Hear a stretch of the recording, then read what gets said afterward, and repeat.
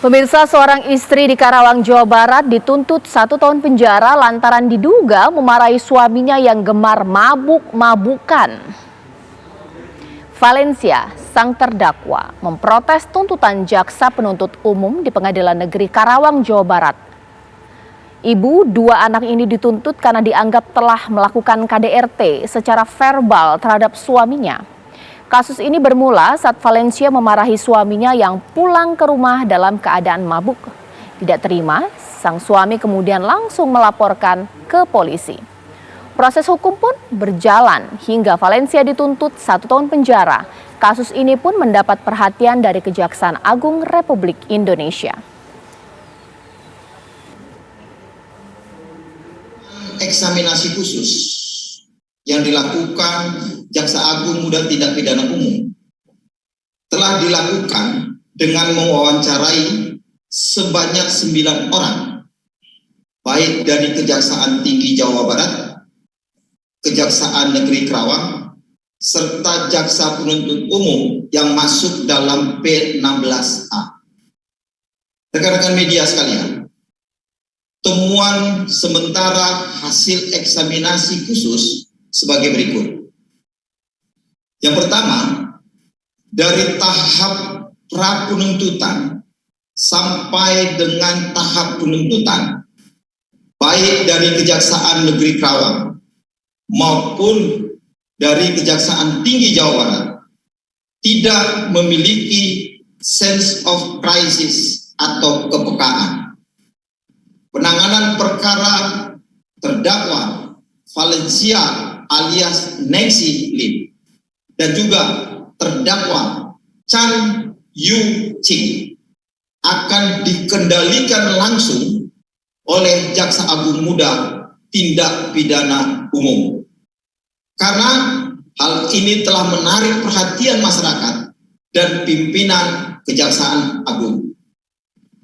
Kedua, para jaksa yang menangani perkara ini akan dilakukan pemeriksaan fungsional oleh Jaksa Agung Muda Bidang Pengawasan. Ketiga, khusus terhadap Asisten Tindak Pidana Umum Kejaksaan Tinggi Jawa Barat untuk sementara ditarik ke Kejaksaan Agung. Ya pemirsa, itulah sedikit cuplikan statement yang dikeluarkan dari Kejaksaan Agung yang ketika informasi ini sudah jadi konsumsi publik, memang langsung mengambil alih kasus ini. Tapi kita harus luruskan terlebih dahulu. Dalam memandang kasus KDRT, kita juga harus adil gender.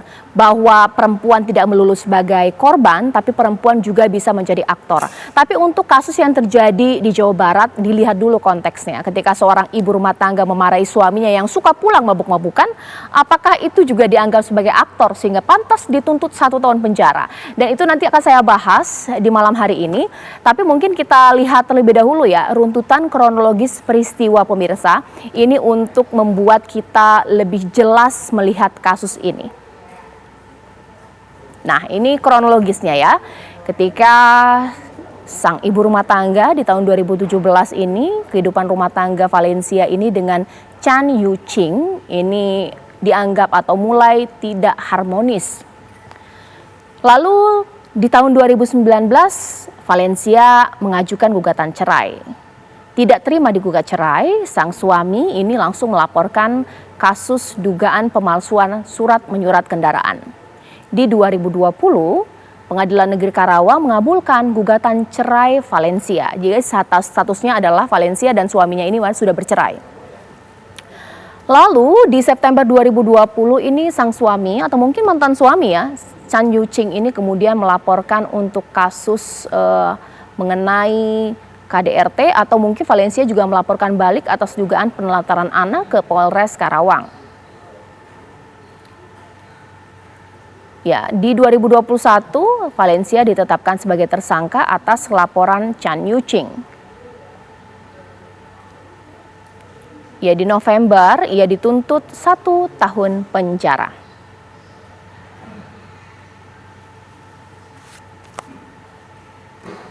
Ya, sekarang kita akan bahas pemirsa ini duduk perkara kasus ini sampai kemudian ada tuntutan 1 tahun penjara. Ini seperti apa sih Ini di narasumber saya sudah siap, akan saya gali keterangannya. Bersama saya di studio TV One ini Pak Kudri. Selamat malam Pak Kudri Sitompul di sini sebagai pakar pidana kita. Waalaikumsalam warahmatullahi wabarakatuh. Pak Kudri, saya juga sudah tersambung di sini dengan narasumber saya mulai dari Pak Iwan Setiawan, pengacara dari Ibu Valencia yang dituntut 1 tahun penjara di sini. Pak Iwan, malam. Setiawan. Iya, Pak Iwan ya. Malam. Pak Iwan Kurniawan, mohon maaf. Pak Iwan Kurniawan, malam Pak. Ya. Saya juga sudah melihat di sini Pak Barita Simajuntak, Ketua Komisi Kejaksaan. Pak Barita, malam. Selamat malam Mbak Caca, selamat malam Pak Kudri, selamat malam Mas Iwan. Selamat malam Pak Barita, apa kabar Pak? Baik. Sehat selalu Pak? Kabar baik, siap Pak Kudri, Profesor. Baik, mungkin Bapak-Bapak saya ingin menggali dulu ke Pak Iwan. Pak Iwan, tapi agar kita fokus ya untuk kasus ini, saya sih malam hari ini ingin menggali sebenarnya poin atau hal yang dituntut dari mantan suami Ibu Valencia sampai akhirnya ini kasus maju ke persidangan, bahkan kemudian dituntut 1 tahun penjara. Versi dari sang mantan suami atau sang mantan suami dari Ibu Valencia ini apa? Memang ngakunya dimarahin seperti apa sih sampai kemudian Ibu Valencia ini pantas dituntut 1 tahun penjara? Seperti apa? Bikin trauma psikis kah atau bagaimana? Oke. Pada awalnya kejadian ini hanya cekcok mulut saja seperti itu. Ketika saudara Chan Yung Ching ini kan menjadi warga negara Indonesia sekitar di tahun 2015. Nah, setelah mantan suaminya ini menjadi warga negara Indonesia, saudara Valencia, Ibu Valencia memberikan modal untuk usaha saudara Chang Yung Chin ini, yaitu membuatkan sebuah VT yang bergerak di bidang bangunan untuk kelangsungan hidupnya. Namun ternyata setelah terjadi dibuatkan VT tersebut, mulai ada cekcok lah, keduanya permasalahan dari PT tersebut. Nah, akhirnya ketika cekcok tersebut, mulailah kedua pasangan ini mulai hidup tidak harmonis, dan akhirnya di bulan Februari tahun 2019 saudara Chang Yung Chun ini meninggalkan saudara Valencia. Jadi tidak hidup serumah lagi. Ya. Nah, di sekitar bulan Oktober lah baru melakukan gugatan perceraian dan putus di tahun tanggal 2 Januari di 2020. Baik. Nah, setelah itu barulah di bulan Februari 2020 ini saudara Chang datang meminta bagian dari harta gonogini yang dari perkawinan tersebut. Ya. Dan ketika tidak akan memberikan dan mengancam akan melakukan pelaporan pidana seperti itu. Pak Iwan, ditahan dulu, nanti saya mau menggali karena dikatakan klien Anda ketika memarahi Bapak Chan Yung Ching di sini direkam omelan atau juga marahan dari seorang istri kepada suami tadi. Nah, kira-kira ini juga diketahui tidak ya, atau apa sih isi omelan tersebut? Nanti saya akan gali. Pak Iwan, ditahan dulu. Saya akan hadirkan dulu terlebih dahulu untuk Anda pemirsa kabar terkini.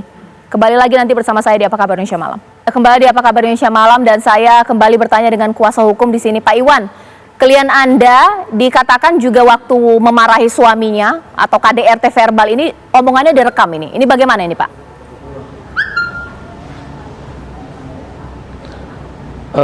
Bahwa di lingkungan toko itu kan terpasang CCTV semua gitu kan.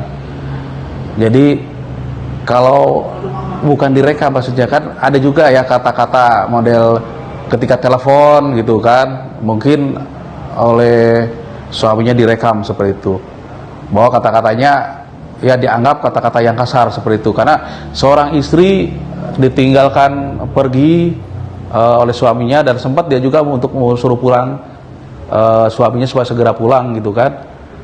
Dan bukan kasar lah ya sebetulnya, hanya dianggap kalau diartikan oleh si penerjemah bahwa itu seakan-akan kata-kata kasar seperti itu. Padahal kata-kata itu kalau menurut anak-anaknya di situ sudah biasa lah, kata-kata biasa yang sehari-hari mereka gunakan seperti itu. Oke, iya, ditahan dulu ya Pak Iwan. Sekarang saya ke Komisi Kejaksaan ini, Pak Barita. Ini kan memang kasus sudah diambil oleh Kejaksaan Agung ya Pak ya. Tapi yang menjadi pertanyaan ini, padahal sudah ada surat tembusan dari Kejaksaan Agung bahwa jaksa ini harus adil gender. Tapi terjadi lagi ini. Kok bisa ini Pak? Ya, pertama sekali kita turut prihatin ya Mbak Caca dengan kejadian ini. Sebab sebenarnya di dalam menangani kasus seperti ini berulang kali sudah disampaikan juga secara langsung oleh pimpinan Kejaksaan agar mengedepankan hati nurani. Dan sebenarnya Kejaksaan telah memiliki pedoman nomor 1 tahun 2020 tentang akses keadilan perempuan dan anak yang mengedepankan pendekatan khusus dalam melakukan penuntutan perkara perempuan dan anak. Ini yang menurut kami sangat kita prihatinkan ya. Kenapa ini tidak diimplementasikan? Apalagi sense of crisis kan harus muncul dalam penanganan kasus-kasus KDRT yang berada di wilayah domestik yang mestinya itu betul-betul memperhatikan semua aspek, khususnya hati nurani. Dan sekarang kan sudah dibuka penyelesaian kasus-kasus ini lewat pendekatan restoratif justice. Itu yang berulang kali disampaikan namun tidak terlihat terimplementasi dalam kasus ini. Dan itulah sebabnya gerak dari Jaksa Agung melakukan eksaminasi khusus melalui Jampidum dan pemeriksaan fungsional oleh Jamwas. Itu juga menurut kami langkah untuk memastikan di mana penanganan perkara ini sejak awal, serta melakukan langkah-langkah pembenahan, pengendalian langsung diambil alih Jampidum untuk selanjutnya kasus-kasus seperti ini tidak perlu terulang atau terjadi lagi. Pendekatan hati nurani, penyelesaian lewat restoratif justice yang sudah pedoman dan ketentuannya itu berlaku selama ini diharapkan bisa diimplementasikan sehingga kasus seperti Ibu Valen ini tidak terulang kembali. Begitu Mbak Caca. Iya, mungkin sesaat lagi nanti saya ke Pak Kudri. Pak Kudri, menurut saya dari kasus-kasus sebelumnya, untuk kasus KDRT yang menimbulkan trauma fisik saja, untuk sampai ke pengadilan aja bukti yang pendukungnya harus kuat. Ini hanya rekaman, verbal, omelan istri kepada suaminya karena mabuk-mabukan. Bisa kuat Pak, sampai kemudian tuntut 1 tahun. Sesaat lagi di Apa Kabar Indonesia Malam.